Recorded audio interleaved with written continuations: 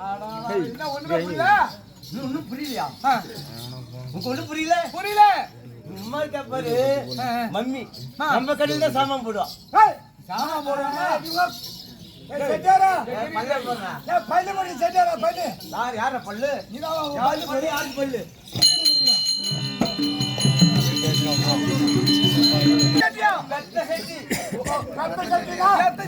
பெரியாள் பெரியாள். ஓ பெரியாள்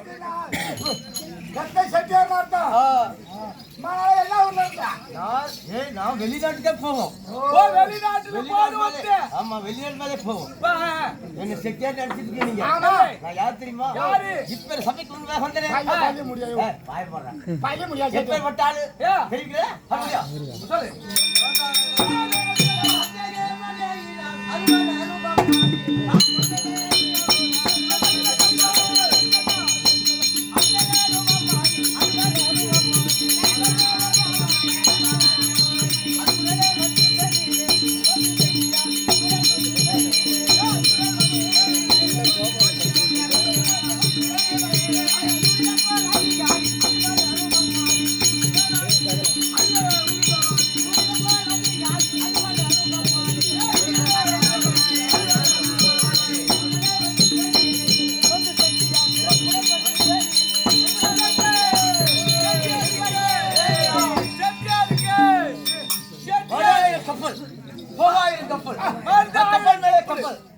கடல் மேலே போகுது இல்ல.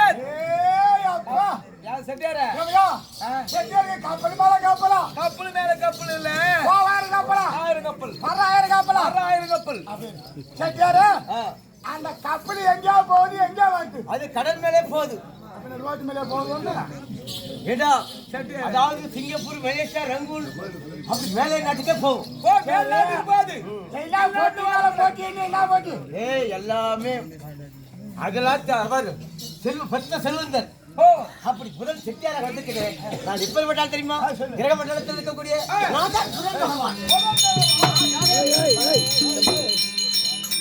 கையில் கட்டி எடுத்துப்பா. தவிர்க்க முடியல கையில கழிச்சு எடுத்துருப்பாங்க. அப்படி முதல் கிரகம் இல்ல பெருமை இல்ல அருமை இல்ல. எப்படி விட்டால் இந்த எஞ்சாட் உடம்புக்கு என்ன பிரதானம்? சிரசு பிரதானம். ஆயிரக்கணக்கான மக்களை பார்க்கலாம். அவங்க முகம் வேற இருக்கும். அது போல இந்த புதன் பகவான் ராசி அமர்ந்து விட்டால் எப்படி செல்வம் பெருக்கும்.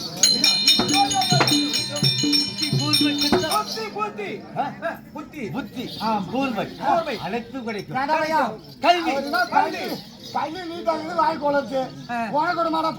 அது மட்டுமல்ல, ஒரு வீட்டுக்கு வீடு கட்டுவதானால் அதுக்கு வாயில்படி பொருத்தம் அமைய வேண்டும். அப்படி அந்த புதன் பகவான் 2 பக்கமும் குரு பகவான் 1 பக்கமும் அமர்ந்தால் தானே அந்த வீடு நல்லபடியா இருக்கும். நீ 2 ஆளு வாங்க என் வீட்டுல 2 பக்கமும் அமைச்சிடுறேன். வாசப்படியில உன் பொண்டாட்டி கொண்டு உனக்கு ஒண்ணா? ஐயா 2 ஆசைப்படியா?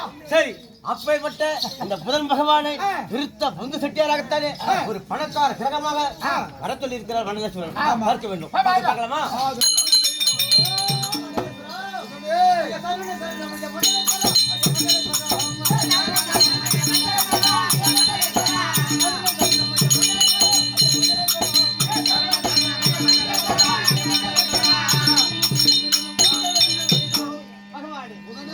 தங்களுடைய பொற்பாதம் அடியவர் அநேக கோடி வந்தனம்.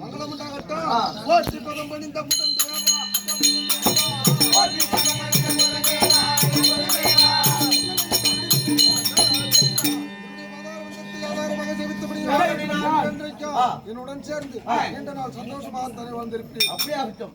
இப்ப புதன் கிரகத்தை பெருத்த புத்து செட்டியார மறுபடி கட்டளையிட்டீங்களே, என்ன சங்கதி ஐயனே?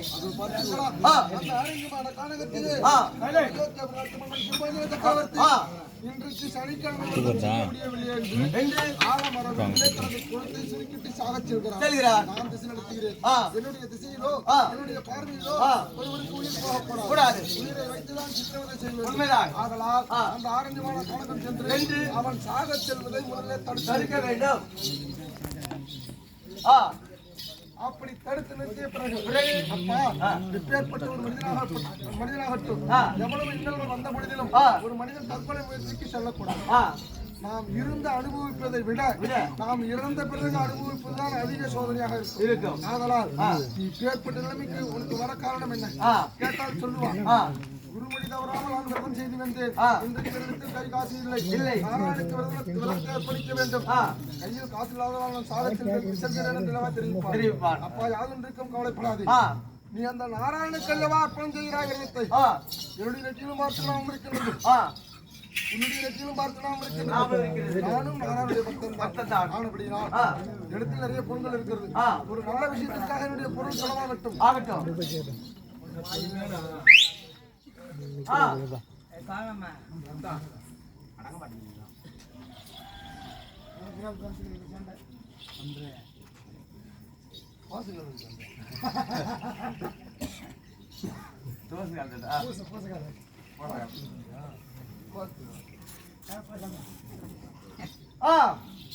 சாக செல்லுவது சரியான முறை கிடையாது. அதனால் என்னிடத்தில் பொண்கள் இருப்பது நல்ல விஷயத்திற்கு செலவாகட்டும். நான் ஒரு 5 பொண்ணை கொடுக்கிறேன். இன்றைக்கு இந்த சனிக்கிழமை விரதத்தை சரியாக செய்து வா, பிறகு பேசிக்கொள்ளலாம். அப்படி என்று அதிரடி ஆத்தானே ஒரு 5 பொண்ணை கொடுத்து அன்றைக்கு அந்த விரதத்தை நிறைவேற்ற செய்யும். விரதம் முடிஞ்சு போச்சு. சந்தோஷமா வருவான். என்னுடைய நாராயணை போலவா தாங்களே நேரில் வந்து காப்பாற்றினீர். உங்களுடைய பாதார வந்த கமலங்களுக்கு அநேக கோடி வந்தனம் வந்தனம் தெரிவிப்பான். இவன் வந்தனத்தை வாங்கி நாமே அப்பா இப்பேற்பட்ட நீ வந்து இன்றைக்கு சனிக்கிழமை விரதம் சந்தோஷமா செஞ்சுட்ட. இன்னும் 6 நாள் கழிச்சா என்ன கிழமை வரும்? அன்னைக்கு நீ இந்த மாதிரி சாக போகணும் என்ன நிச்சயம் இருக்கு? உன் பின்னே வந்து என்ன காப்பாற்ற முடியுமா? நான் சாதாரண கிடையாது. நானும் இப்பொழுது 1000 கப்பலுக்கு அதிகாரி. சிங்கப்பூர் சின்னவன் சென்று கொண்டிருக்கிறேன். நான் திரும்ப வருவதற்கு 6 மாத காலமாக. அது வரைக்கும் நீ சும்மா இருக்க கூடாது. இந்த விரதத்தை நாராயணுக்கு செய்வதை நிறுத்தவே கூடாது. இடத்தில் நிறைய பொண்கள் இருப்பதால் மேலும் ஒரு 1000 பொண்ணை கொடுக்கிறேன். இந்த 1000 பொண்ணை வைத்துக் கொண்டு சனிவாரம் தோறும் சரியாக இந்த விரதத்தை செய்துவான். மேலும் ஒரு 1000 பொண்ணை கொடுக்கிறேன். எப்பயுமே ஒரு மனுஷனுக்கு கொடுக்குது போல் கொடுத்துதான் அவனுக்கு கெடுக்கணும். ஒருத்தனுக்கு கொடுக்குறான்னா நம்ம நீங்க சந்தோஷமா வாங்கிக்குவோம். நாளைக்கு எவ்வளவு வள வைக்கிறான்னு தெரியாது. ஆனபடினா மிகுந்த சந்தோஷப்படுவான். அதன் பிறகுதான் நம்ம வேலை காட்டணும். அப்பா ஒரு ஆண் மகனுடைய கடமை என்ன? இருந்தால் வேலை மேல் இருக்க வேண்டும். இல்லை என்றால் நல்லா இருக்கணும்.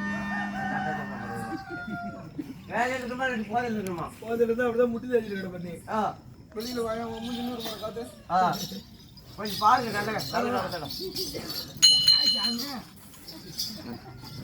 மக்களா எல்லாரும் பாத்துக்குங்க. 4 நாளைக்கு முன்னாடி 2 கோட்டர் 3 கோட்டர் அட்டன் டயத்துல குடிச்சுட்டு முட்டி நல்லா காட்டு அந்த பக்கம் கை முட்டி கால்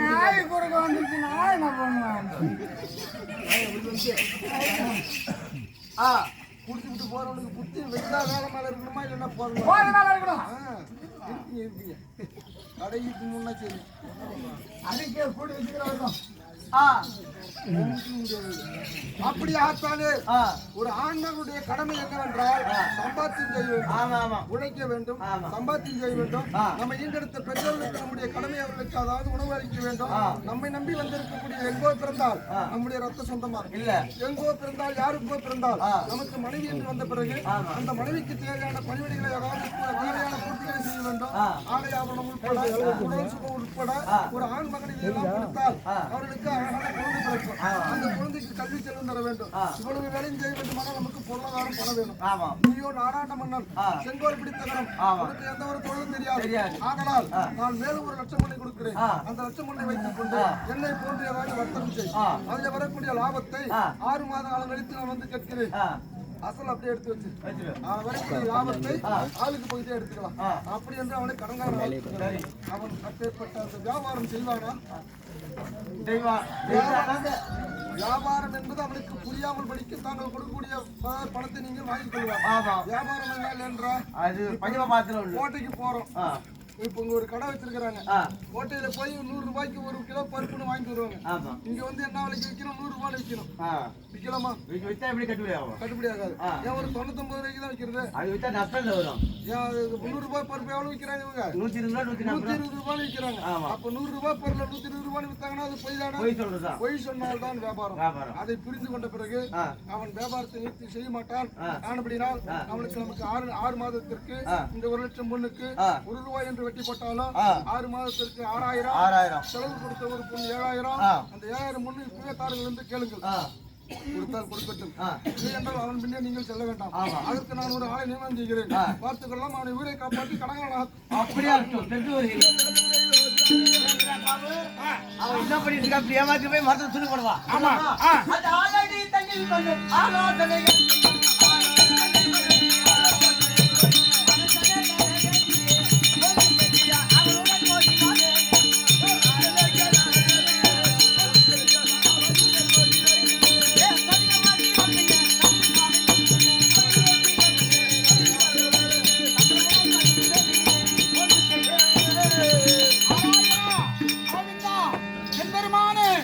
இன்று சனிவார நாளாச்சு.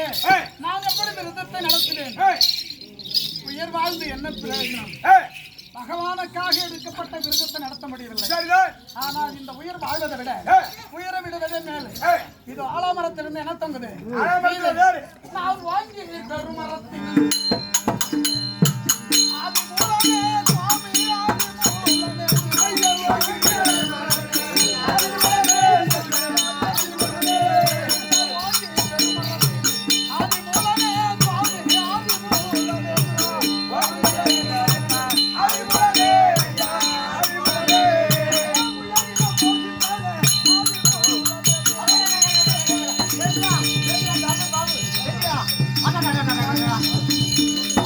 இங்கு வந்து ஆல்ரெடி தள்ளி நின்று உன் தீரமும் விவாதி திகத்தில் இருப்பதேனோ ஊரது வேதான் என்ன ஒன்றியா இருப்பதேனோ தீரமாயத்தனுக்கு திரும்பி பயிரான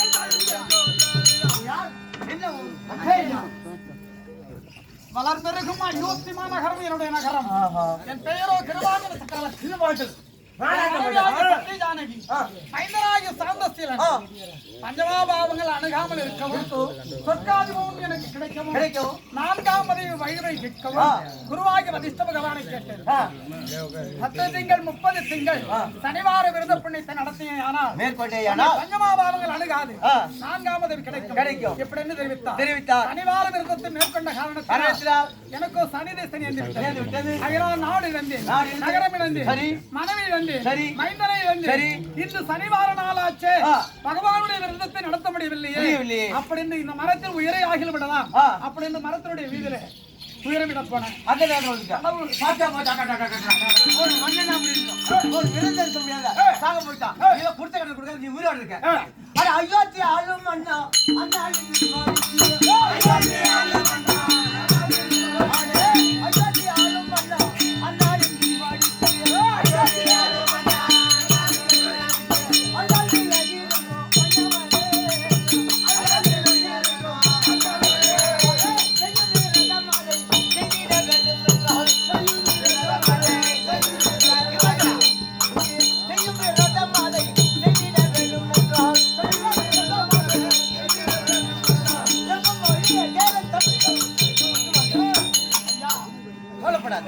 ஒரு விருதுக்கு முடியல சாவு போல நீ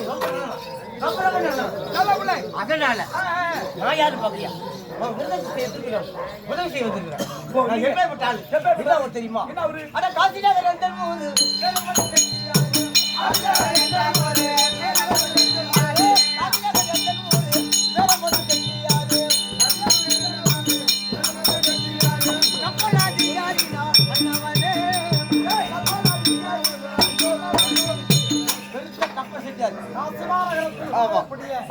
கப்பல் வியாபாரி செட்டியார். செட்டியாரு உயர்விடும் தருவாயில் அந்த சாச்சாரி எந்தெருமானாவும் அனுப்பிச்சாரோ நாராயணமும் அனுப்பிச்சாரோ என் உயிர் காவந்து செய்வேன். ஆனால் என்னுடைய விருதத்தை நடத்த வேண்டும். இவனத்திலே ராம இருக்கு, ஞானத்திலே ராம ராமா அவருக்கு 2 ராமா. ஹரிபத்ரா ஹரிபத்ரா அவருக்கு தான் உதவி செய்யணும். ஆமா கவலைப்படாத.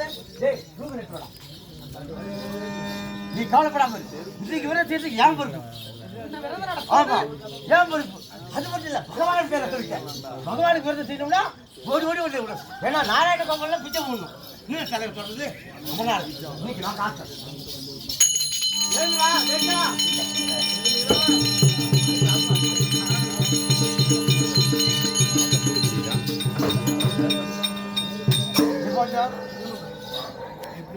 இதுல 1 2 3 4 5 பாத்துடா. அஞ்சு ஆ, 5 காசுகள் இருக்கு. 5 பொற்காசுகள். அங்கே காசு 5 பொற்காசுகள் இருக்கு. 5 பொற்காட்சி அந்த காசை வச்சுட்டு விருதம் முடிச்சிட்டு வா. காசை வச்சு ஆ. இந்த விரதத்தை நடத்த சொல்றேன். ஆமா. நாராயணா, சத்தியாரமணா கையா. ஏன்னா நல்ல காரியத்துக்கு பயன்படுத்தும். செட்டார் பொருள் அப்படி கெட்டு போயிடக்கூடாது. நல்ல விஷயம் பயன்படும். நீ வேற ஒத்துட்டு என்னுடைய விரத காலம் நடத்துவதற்காக நாராயணன் செட்டியாரை நான் அனுப்பி வச்சுக்காரு நடத்துகிறேன். சீக்கிரம் விரதம் முடிச்சிட்டு வா. நாராயணா, விரதம் முடியணும். இது வழி விடு. ஓ செட்டியாரா.